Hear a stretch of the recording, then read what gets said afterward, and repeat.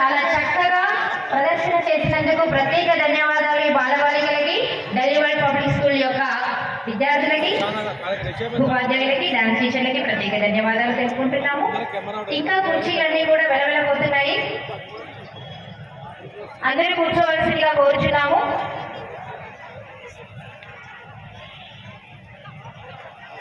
ఇప్పుడు మన ముందుకి లోటస్ ల్యాబ్ స్కూల్ నుంచి జగతి సిగలో చావిలమ్మ ఆ పాటను ప్రదర్శించడానికి రెడీగా ఉన్నారు. వారందరి కోసం గట్టిగా చప్పట్లతో స్వాగతం పలుకుదామా? గట్టిగా చప్పట్లు. హిందువుల